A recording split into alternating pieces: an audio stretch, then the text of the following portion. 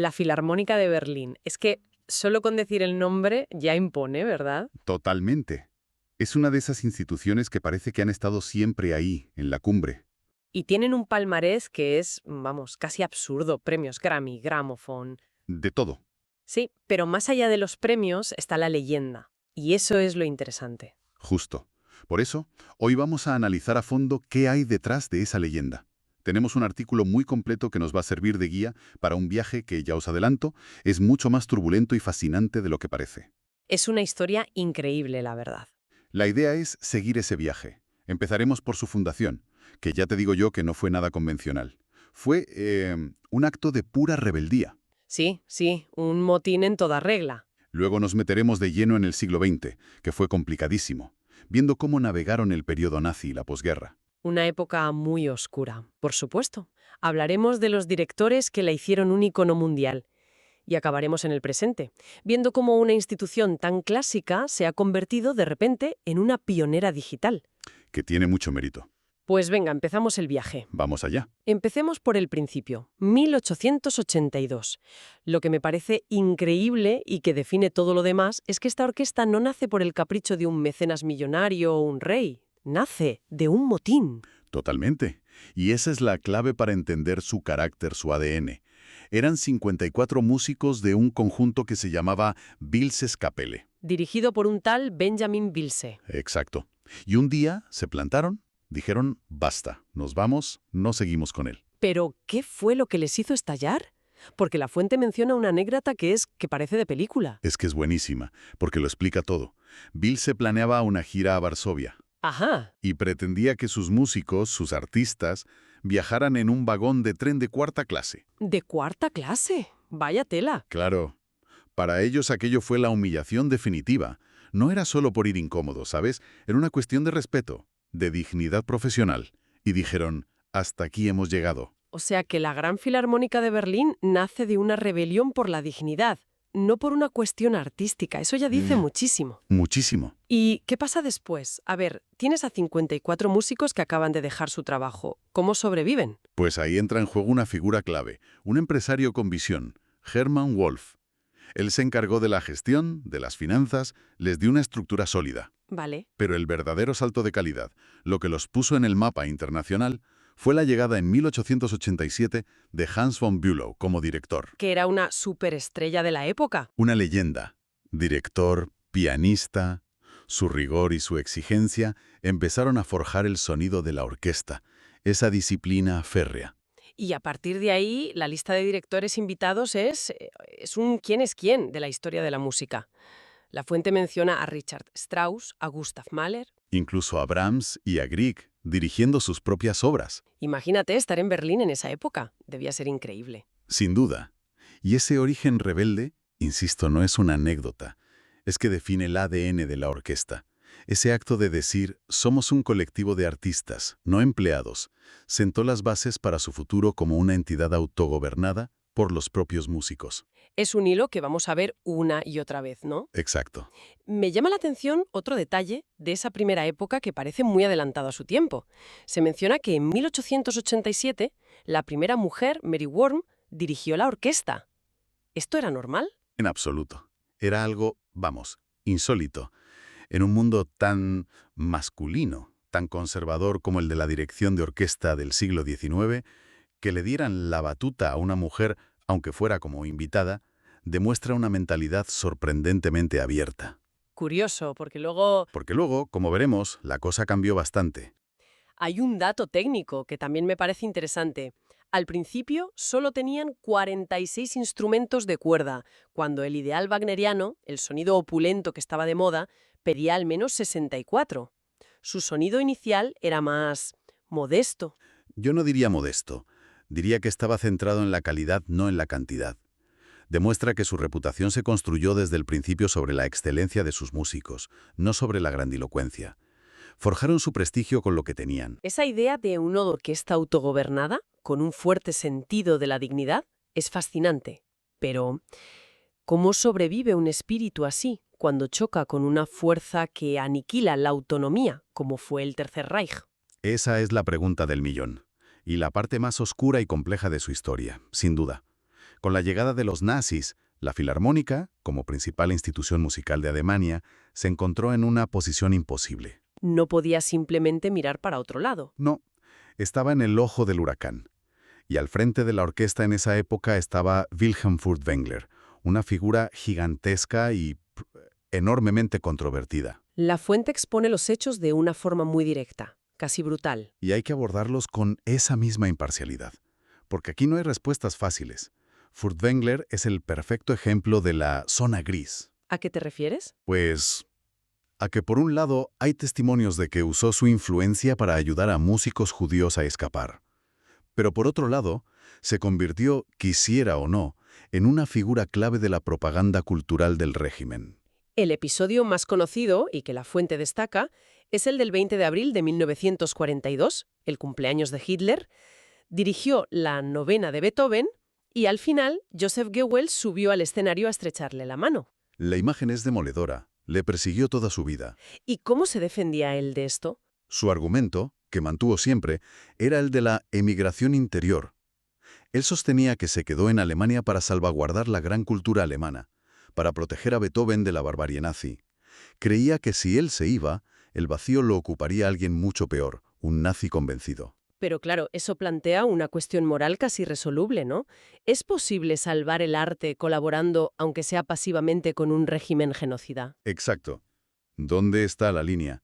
Un concierto para el cumpleaños de Hitler es un mal necesario para poder seguir programando a Mendelssohn, que estaba prohibido, como Furtwängler hizo desafiando al régimen. Es un debate que sigue abierto. Lo que está claro es que la orquesta fue utilizada como un instrumento de propaganda. Sin ninguna duda. Para proyectar una imagen de normalidad y excelencia cultural alemana mientras Europa ardía. Y la historia se vuelve todavía más tétrica hacia el final de la guerra, el último concierto en la Philharmonie en abril del 45. Con Berlín ya sitiada por el Ejército Rojo, el programa es increíblemente simbólico. Uf, sí. Termina con la escena de la inmolación de Brunilda de El ocaso de los dioses de Wagner. El ocaso de los dioses. La simbología es sobrecogedora. Götter Dämmerung mientras el Reich de los 1000 años se derrumbaba literalmente a 2 calles de allí. Es el apocalipsis en directo. Y la fuente añade un detalle que es realmente escalofriante. Se dice que miembros de las juventudes hitlerianas repartieron píldoras de cianuro entre el público. Es una imagen que hiela la sangre, sí. ¿Qué buscaban con eso? Un final wagneriano para la propia realidad. Es una imagen que ilustra hasta qué punto la realidad y la mitología wagneriana se habían fusionado en la ideología nazi. Era ofrecer una salida heroica ante la derrota. Demuestra el fanatismo que se vivía en ese búnker cultural en medio de una ciudad en ruinas. Hay que decir, eso sí, que la propia orquesta ha hecho un ejercicio de memoria histórica, ¿no?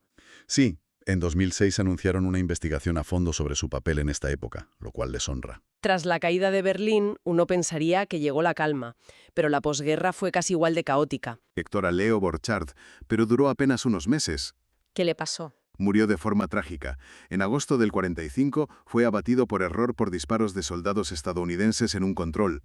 Después llegó el rumano Sergius Celibidache, un director genial y excéntrico que mantuvo la orquesta a flote hasta que Furtwängler fue desnazificado y pudo volver en 1952. Y tras la muerte de Furtwängler en el 54, se abre una nueva era, probablemente la más famosa de todas. Llega Herbert von Karajan. Llega el emperador. Exacto. Si Furtwängler fue el sumo sacerdote de la tradición alemana, Karajan fue el CEO de un imperio musical global. 34 años al frente, desde el 55 hasta el 89. Es imposible entender la filarmónica moderna sin él. Karajan entendió el poder de la tecnología y los medios mucho antes que nadie, ¿no? Su legado son miles de grabaciones, sobre todo con Deutsche Grammophon, que se convirtieron en la versión de referencia para millones de personas. Absolutamente. Él no solo grababa discos, creaba artefactos de lujo. Se obsesionó con cada nueva tecnología. El estéreo, el vídeo, el CD. Quería que el sonido de la Filarmónica de Berlín fuera sinónimo de perfección absoluta y que esa perfección llegara a cualquier rincón del planeta. Y las giras mundiales que organizó cimentaron esa fama. Y con él nace el famoso sonido Karajan. Es una expresión que se oye constantemente. Si tuvieras que describirlo, ¿cómo lo harías? Es un sonido de una belleza casi irreal, pulido hasta el extremo, un empaste perfecto, donde ninguna sección sobresale, creando una masa sonora homogénea, sedosa, potente. Lujoso casi. Sí, un sonido lujoso, intenso, pero siempre controlado, con una disciplina técnica sobrehumana. Karajan convirtió a la orquesta en un instrumento de una precisión y un virtuosismo que nadie podía igualar. Pero ese control casi dictatorial también generó tensiones. Y una de las más sonadas tuvo que ver con la integración de las mujeres. Es increíble pensar que la primera mujer músico, la violinista Madeleine Caruso, no entró hasta 1982. 100 años después de la fundación. 100 años. Y justo después estalló el conflicto. Justo. Karajan, en la cima de su poder, quiso contratar a la clarinetista Sabine Mayer. Era la primera mujer en la sección de vientos. Él le impuso, pero ahí chocó con el ADN de la orquesta, con esa tradición democrática de la que hablábamos al principio. A ver si lo entiendo. Karajan, el director todopoderoso, la contrata. Pero la orquesta, ejerciendo su poder, somete su admisión a votación y la rechazan. ¿Cuál fue el resultado? Devastador. 73 votos en contra y solo 4 a favor. 73-4. Sabine Mayer, que era y es una clarinetista excepcional, acabó marchándose porque el ambiente era insostenible. ¿Pero fue una lucha de poder directa contra Karajan usando a Meyer como excusa? ¿O era un conservadurismo tan arraigado, una misoginia pura y dura? Pues probablemente una mezcla de las dos cosas. Por un lado, era un bastión increíblemente conservador y machista. La excusa oficial fue que su sonido no encajaba. Un pretexto clarísimo. Claro. Pero por otro, fue la manera que tuvo la orquesta de decirle a Karajan: tú eres el director, pero nosotros somos la filarmónica. Hay límites a tu poder. Fue un pulso en toda regla y marcó el principio del fin de su era. Tras la renuncia de Karajan en 1989, el mismo año de la caída del muro, que es simbólico, la orquesta elige a su sucesor. Y la elección ya es toda una declaración de intenciones. El italiano Claudio Abbado. Un cambio radical. Pasaron del autócrata austríaco a un director italiano, demócrata convencido, con un talante mucho más colaborativo. Y su gran misión fue, como él decía, abrir las ventanas. ¿Y qué significaba eso en la práctica? Después de 30 años de Karajan, me imagino que la orquesta estaría muy acostumbrada a un repertorio y un estilo muy concretos. Pues con Abbado la orquesta mantuvo su excelencia en el repertorio tradicional, Beethoven, Brahms, pero él introdujo sistemáticamente obras del siglo XX que Karajan había ignorado. ¿Cómo cuáles? Mahler, la Segunda Escuela de Viena, Debussy, Ravel. Fue una expansión de horizontes enorme. Al principio hubo ciertas resistencias, claro. Eran músicos acostumbrados a la perfección de Karajan, y el enfoque de Abbado, a veces más arriesgado, les generó dudas, pero con el tiempo la relación floreció. Y después de Abbado, en 2002, llega otro revulsivo, el británico Sir Simon Rattle, y él llega poniendo una condición sobre la mesa que conecta directamente con la fundación de la orquesta. Así es. Rattle, de alguna manera, cierra el círculo histórico. Su condición para aceptar el puesto fue que la orquesta dejara de ser una entidad dependiente del Senado de Berlín y se convirtiera en una fundación pública autogobernada.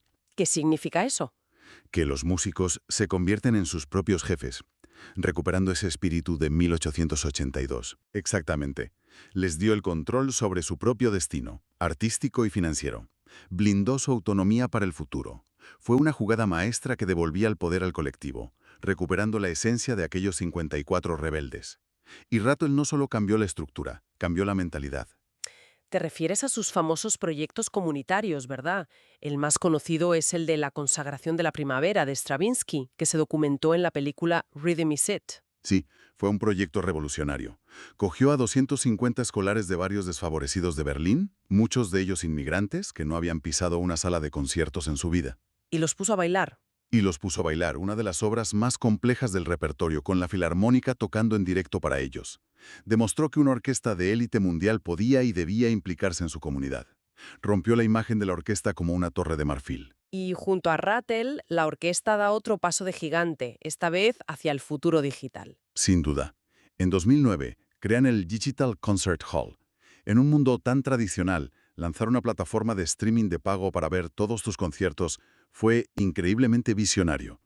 Cambiaron las reglas del juego para todas las demás orquestas. Y luego su propio sello discográfico en 2014. Exacto. Se saltaron a los intermediarios y tomaron el control total de su producto, llegando directamente a una audiencia global. Es una adaptación impresionante, la verdad. Y esa excelencia continúa hoy con su actual director, Kirill Petrenko.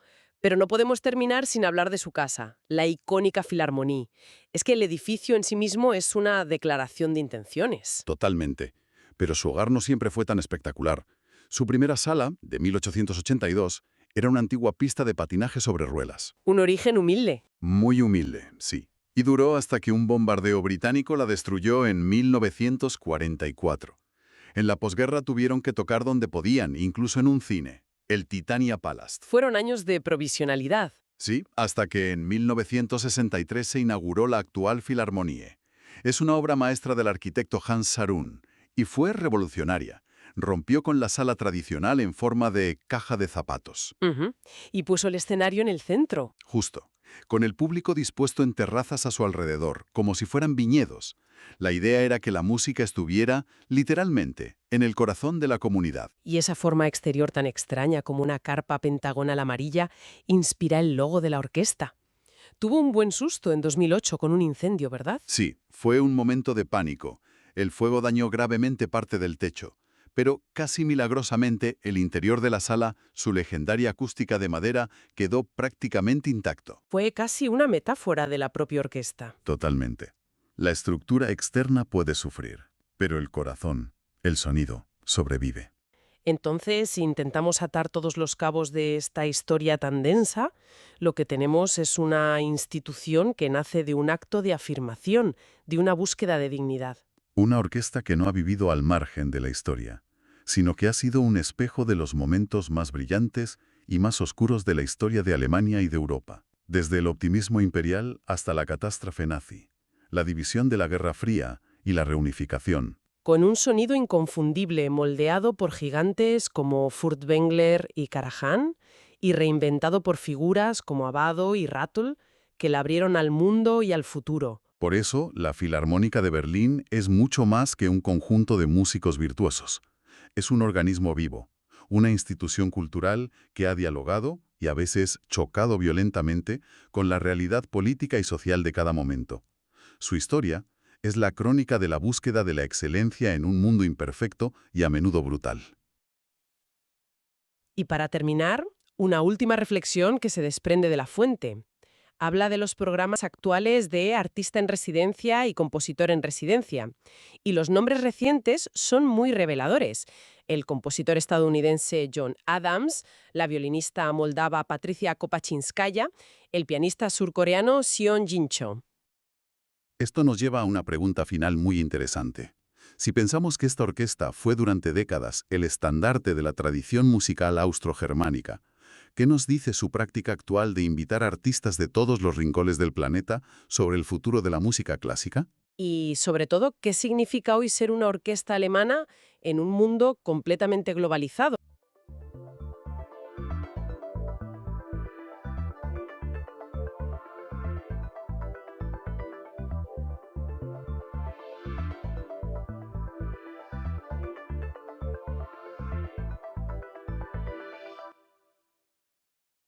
Imagina un lugar donde la tierra, literalmente, hierve, donde los ríos humean, y ves manadas de bisontes que se pierden en el horizonte. Parece de otro planeta, ¿verdad? Totalmente.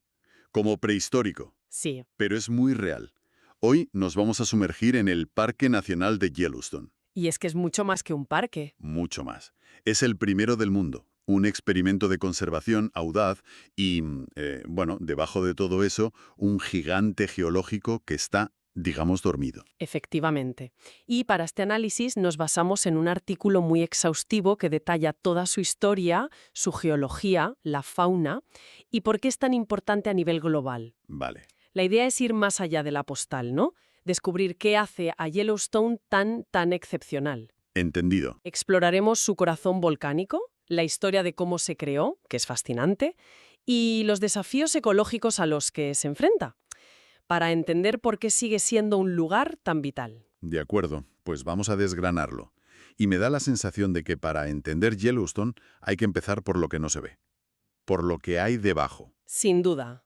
El artículo deja clarísimo que todo el parque se asienta sobre un supervolcán. Ujú. Y esto no es la típica montaña en forma de cono, ¿eh? Para nada, es una escala completamente distinta. Hablamos de la caldera de Yellowstone, que, a ver, para que nos entiendan, es como una depresión gigante en el terreno. Como de gigante. Pues de unos 72 por 45 kilómetros.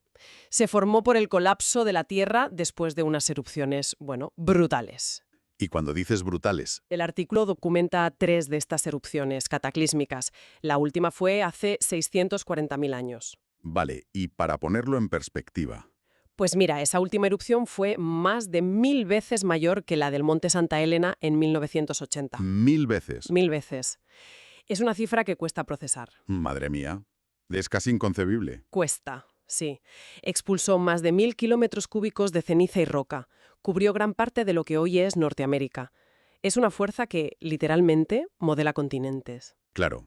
Y todo ese calor que sigue ahí debajo es el motor de todo lo que vemos en la superficie. Precisamente. De ahí vienen todas esas maravillas geotérmicas. Los géiseres, las fumarolas. Exacto. Lo fascinante es que Yellowstone tiene más de la mitad de los géiseres y fuentes hidrotermales del mundo. Más de 10.000. Vaya. Los más famosos, claro. Old Faithful, que es conocido por su regularidad casi matemática. Erupciona cada 90 minutos, más o menos, ¿no? Eso es. Y luego está Steamboat, que es el geyser activo más alto del planeta. Mucho más impredecible, eso sí. Es que todo esto es un sistema dinámico. El artículo menciona que el suelo de la caldera se elevó varios centímetros en solo un par de años, entre 2004 y 2006. Ujú, así es. Visitar un lugar sabiendo que estás caminando sobre una caldera gigante que respira, te tiene que cambiar la perspectiva, no es un paisaje pasivo. Esa es la clave. Está vivo. Y por eso el Observatorio Vulcanológico de Yellowstone lo vigila todo constantemente. Esa tensión entre la belleza de la superficie y ese poder inmenso que hay debajo es lo que define el lugar. Y esta geología tan extrema nos lleva a la historia humana, claro. Porque durante siglos, para el mundo exterior, este sitio era, pues, un mito. Un cuento, básicamente. La fuente dice que hay presencia humana desde hace 11.000 años, pero las primeras descripciones que llegaron al resto del mundo sonaban a locura. Totalmente. Piensa en el trampero John Colter, en 1807. El primero, ¿no? El primero no nativo del que se tiene constancia. Describe un lugar de fuego y azufre. Y la gente, pues, sencillamente no le cree. Lo llamaron el infierno de Colter. Como si fuera un delirio. Exacto. Durante décadas se pensó que eran exageraciones. Hasta que llega la expedición de Ferdinand Hayden en 1871. Y aquí todo cambia. Punto de inflexión total. Porque ya no son solo relatos. Trae pruebas visuales.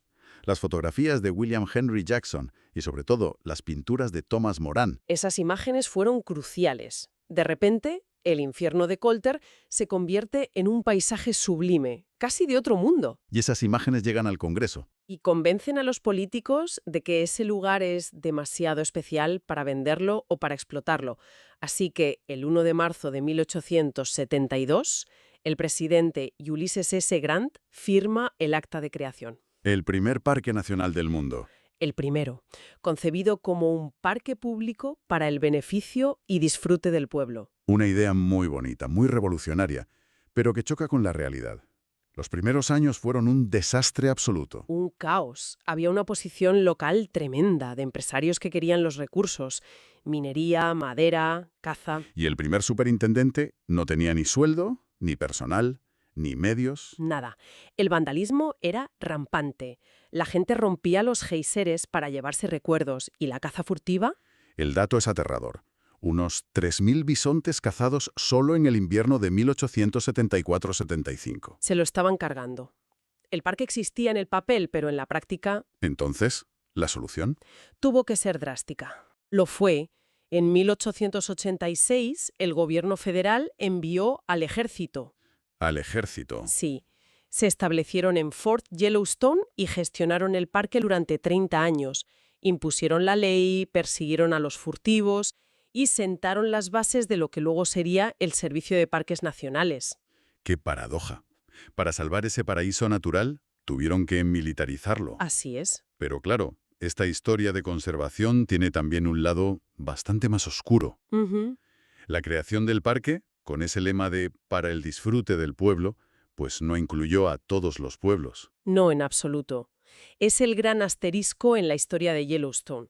Su creación supuso la expulsión de las tribus nativas americanas que habían usado esas tierras durante milenios. Tribus como los Sheep-Eaters. Los Comeovejas, una banda de los Shoshone, eran los únicos residentes permanentes y fueron expulsados. La idea de una naturaleza virgen se construyó, en parte, borrando su presencia humana. Y toda esta historia de gestión nos lleva a los desafíos de hoy. Porque gestionar Yellowstone es gestionar uno de los ecosistemas más salvajes que quedan. Sin duda, es como un viaje en el tiempo. Tienes osos grizzly, osos negros, pumas, lobos y, por supuesto, los bisontes y los alces. El bisonte de Yellowstone es un símbolo. Totalmente. Es la manada pública más antigua y grande de Estados Unidos y, muy importante, una de las pocas genéticamente puras, sin cruces con ganado. Pero su historia es un ejemplo perfecto de los conflictos del parque. El artículo habla de la controversia de la brucelosis. Espera, ¿el parque sacrifica a los animales que se supone que protege? Suena contradictorio, ¿verdad? Pues sí, choca muchísimo. Y es un dilema de gestión casi irresoluble. A ver, la brucelosis es una enfermedad que llegó con el ganado europeo. A los bisontes apenas les afecta, pero los ganaderos de las zonas de alrededor tienen pánico a que sus vacas se contagien. Si los bisontes salen del parque en invierno buscando comida. Exacto. Y la solución es sacrificarlos. Ha sido una de las medidas, sí. Para cumplir con las regulaciones y, bueno, para apaciguar a la industria ganadera, el parque ha tenido que participar en la matanza de miles de bisontes. El invierno del 96-97 fue terrible, más de 1000. Uf. Es un choque frontal entre la conservación y los intereses económicos. No hay una solución fácil. Hablando de dilemas, la historia de los lobos esquiza el capítulo más fascinante de la gestión moderna de Yellowstone. Fueron eliminados por completo. Sí, para 1926 ya no quedaba ni uno. Y los exterminaron los propios cazadores del servicio de parques. Así es. En esa época se les consideraba alimañas, animales dañinos. ¿Y su ausencia? Provocó un desequilibrio total. El coyote se convirtió en el depredador principal, pero no puede cazar presas grandes como los alces. Así que la población de alces se disparó. Y arrasaban con la vegetación. Arrasaban, pastaban sin miedo por todas partes, especialmente en los valles, y el ecosistema estaba cojo. Y entonces llega la decisión, imagino que muy controvertida, de reintroducirlos en los 90. Una batalla política y cultural enorme, pero ecológicamente el resultado ha sido asombroso. Hoy la población es estable, unos 100 lobos. Pero lo increíble es el impacto que ha tenido su regreso, el fenómeno que llaman cascada trófica. A ver, explícame esto bien. Me dices que traer de vuelta a los lobos hizo que los árboles volvieran a crecer. Exactamente. La simple presencia de los lobos, lo que los ecólogos llaman el paisaje del miedo, cambió el comportamiento de los alces. Ya no se sentían seguros en campo abierto. Exacto. Empezaron a evitar los valles de los ríos. Al dejar de pastar ahí de forma intensiva, la vegetación se recuperó. Álamos, sauces, que antes eran devorados, volvieron a crecer. Y con los árboles volvieron otras especies. Precisamente. Al recuperarse los sauces, volvieron los castores. Que son ingenieros de ecosistemas. Construyen presas. Y crean humedales, pequeños estanques, y esos nuevos hábitats atrajeron a anfibios, peces, patos. Es increíble. La reintroducción de un solo depredador ha transformado la biodiversidad e incluso la geografía de valles enteros. Es una lección poderosísima. Es asombroso, sí. Y hablando de fuerzas transformadoras, tenemos que hablar del fuego. Durante décadas, la política era fuego igual a enemigo, supresión total. Lo cual, ahora sabemos, fue un error ecológico gravísimo. ¿Por qué? Porque al apagar todos los fuegos, se acumuló muchísima madera muerta y maleza. El bosque se volvió antinaturalmente denso, lleno de combustible. Preparando el terreno para un incendio mucho peor. Justo. Porque el fuego no es solo un destructor, es una parte necesaria del ciclo de vida de este ecosistema. Hay especies que dependen de él. Como el pino con torta. El mejor ejemplo. Cubre el 80% de los bosques. Sus piñas están selladas con resina. Y necesitan el calor de un incendio para abrirse y liberar las semillas. Eso es. Sin fuego no hay regeneración. Por eso en los años 70 la política cambió. Y entonces llegó el verano de 1988, la prueba de fuego nunca mejor dicho. 1988. Un año extremadamente seco. Los incendios fueron masivos. La cobertura mediática en ese momento fue apocalíptica. Parecía el fin de Yellowstone. Las imágenes eran dantescas. El 36% del parque afectado, más de 3.200 kilómetros cuadrados. Hubo un día, el Sábado Negro, en que se quemaron más de 600 kilómetros cuadrados en 24 horas. Una locura. La percepción fue de catástrofe total. Pero, visto con perspectiva, lo fue. Porque la reacción instintiva es pensar que es una destrucción irreparable. Esa es la gran lección. Ecológicamente no fue la catástrofe que parecía. Los incendios mataron a muy pocos animales. Ah, ¿no? No. Por ejemplo, de una población de 40 o 50.000 alces, murieron unos 345. Los animales saben cómo evitar el fuego. Entonces, el resultado final fue una renovación. Una renovación a gran escala. Esos incendios, aunque visualmente terroríficos, fueron un catalizador. Abrieron el bosque, la luz llegó al suelo. Y provocó una explosión de vida. Flores silvestres, nuevos árboles. Fue un evento de reinicio, no de destrucción, y cambió para siempre cómo entendemos la gestión de incendios en todo el mundo. O sea que, resumiendo, Yellowstone no es una postal estática. Para nada. Es un laboratorio vivo, un supervolcán que respira, un escenario donde se prueba la conservación Con éxitos como el del lobo. y también donde nuestra relación con la naturaleza se redefine constantemente, ya sea con el fuego o con esas controversias tan complejas como la de los bisontes. Y para terminar, me gustaría dejar una última idea que aparece en la fuente. Una peculiaridad que te deja pensando en cómo intentamos imponer nuestro orden en un lugar así. A ver, Se trata de una anomalía jurídica. La llaman la zona de la muerte. suena a título de thriller. ¿Qué es? Pues es una pequeña porción del parque, de unos 130 kilómetros cuadrados, que geográficamente está en el estado de Idaho, ¿Vale? pero la clave es que está completamente deshabitada. Y aquí entra la Constitución de Estados Unidos, que dice que el jurado de un juicio penal debe venir del estado y del distrito donde se cometió el crimen. Espera un momento. Si nadie vive en esa parte de Idaho del parque, ¿quieres decir que no se puede formar un jurado? Esa es la teoría que sostienen algunos juristas. Sería constitucionalmente imposible, lo que lleva a la hipótesis del crimen perfecto. Me estás diciendo que, en teoría, ¿alguien podría cometer un crimen ahí y quedar legalmente impune? En teoría sí.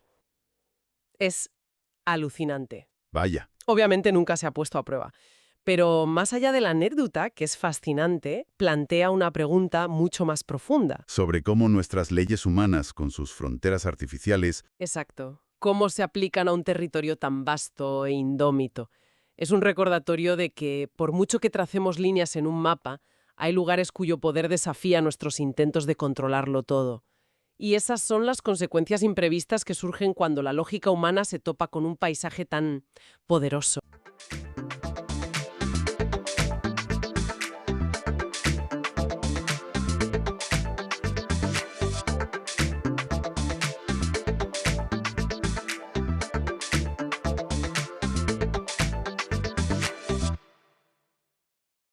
Pues ya lo tenemos aquí. La Real Academia de las Ciencias de Suecia acaba de anunciar el Premio Nobel de Física de 2025. Los galardonados son John Clark, Michel de Boret y John Martinis. y la justificación, ojo que tiene tela. Sí, la justificación oficial es, a ver, que la leo textualmente, por el descubrimiento del tunelado cuántico macroscópico y la cuantización de la energía en un circuito eléctrico. Que bueno, así de primeras, Suena chino, vamos. un poco. Sí, reconozcámoslo, intimida. Pero de eso va el análisis de hoy, de coger los papeles oficiales que tenemos, el informe científico, la guía para el público, y desgranar por qué este experimento de los años 80 es tan fundamental. Es que esa es la clave. Que esto no va solo de fórmulas en una pizarra. Es una historia sobre cómo desafiar a la intuición, sobre cómo coger algo del mundo de los átomos y hacerlo pasar en un chip. En algo que casi podrías sostener en la mano. Exacto. Es un puente entre dos mundos que creíamos que estaban totalmente separados. Vale, pues si te parece, vamos por partes. Para construir ese puente, empecemos por los cimientos. Lo primero es, ¿qué es eso del tunelado cuántico? Pues mira, la guía de divulgación del Nobel usa una analogía que es muy buena, la verdad. La de la pelota contra la pared, ¿no? Esa misma. En nuestro mundo, tú lanzas una pelota contra una pared y la pelota rebota. Siempre. Pero en el mundo cuántico, las cosas no son tan sencillas. Hay una partícula puede atravesarla. Justo. Puede aparecer al otro lado como por arte de magia, sin tener en teoría la energía suficiente para saltarla. Y ojo que esto, aunque suene a ciencia ficción, no es una idea nada nueva. Ah, no. ¿Qué va? Fija que ya en 1928 Georges Gamow lo usó para explicar la desintegración alfa de los núcleos. Se dio cuenta de que la única forma de que una partícula escapara de un núcleo atómico era, bueno, atravesando la barrera de energía. Como si se fugara de una cárcel atravesando los muros. Exactamente. Es que es un proceso clave en el universo. El Sol brilla gracias a esto. También. También. La temperatura en su núcleo es altísima, pero no lo bastante para que los protones superen su repulsión por fuerza bruta. Lo consiguen porque tunelean a través de esa barrera. Sin tunelado, no habría estrellas. O sea que es algo fundamental y que de hecho ya se había reconocido con un Nobel antes en el 73. Aesaki, G. Haber y Josephson. Sí, por tunelado en semiconductores y superconductores. Y aquí es donde me surge la gran pregunta. Si ya era conocido, entendido y premiado, ¿qué hicieron Clark, Devoret y Martinis para merecer otro Nobel por lo mismo? ¿Qué tiene de revolucionario? La diferencia, y toda la revolución del asunto, está en una sola palabra: macroscópico. Vale. Los premios anteriores eran por ver el efecto en partículas individuales, en electrones. Lo que este equipo se propuso fue algo que sonaba a locura: demostrar que un sistema entero, un circuito eléctrico con miles de millones de partículas, podía hacer eso. Hacerlo todo a la vez. Todo a la vez, comportarse como un único objeto cuántico y atravesar la pared. ¿Y cómo se consigue algo así? ¿Cómo pones de acuerdo a miles de millones de partículas para que hagan algo tan extrañísimo? Pues ahí está el ingenio del dispositivo, la unión de Josephson. A ver, explicado de forma sencilla, son dos superconductores separados por una capa aislante finísima, casi nada. Y en los superconductores es donde ocurre la magia, supongo. Ahí es. A temperaturas muy bajas, los electrones dejan de ir cada uno por su lado y se agrupan en lo que llamamos pares de Cooper. Es como, no sé, como pasar de una multitud caótica en un centro comercial a un ballet perfectamente sincronizado. Esa es la analogía perfecta. Miles de millones de estos pares se mueven de forma coherente, como una única onda gigante. Y esa coherencia es tan fuerte que todo el sistema, toda la corriente del circuito, se describe con una sola función de onda, como si fuera una partícula. Un átomo gigante. Un átomo gigante, sí. Ahí está el salto a lo macroscópico. Vale, escenario montado. Nos vamos a la Universidad de California, en Berkeley, a mediados de los 80.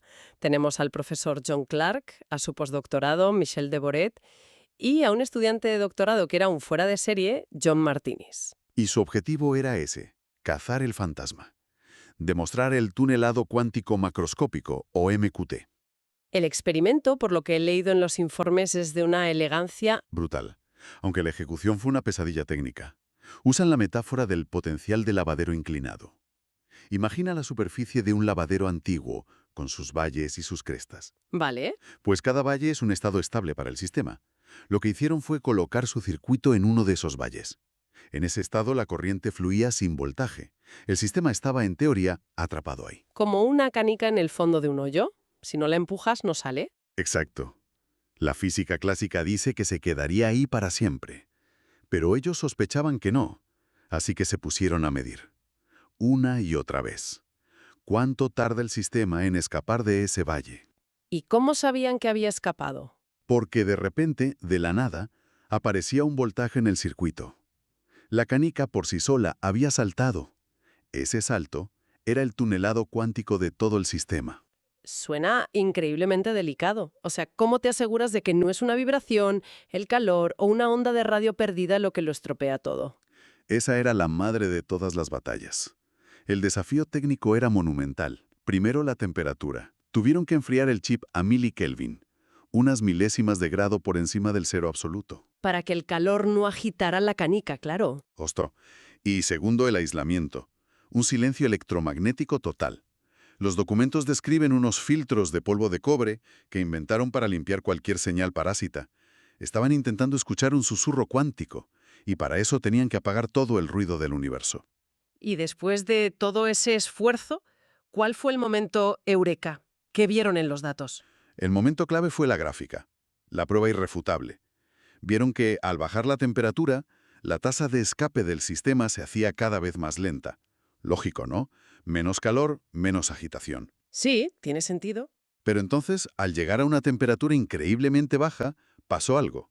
La tasa de escape dejó de disminuir. Se clavó. Se quedó fija en un valor constante. Se estabilizó. Se estabilizó.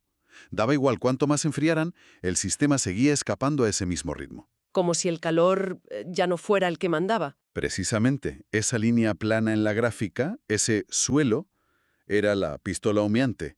Demostraba que el escape ya no era por energía térmica.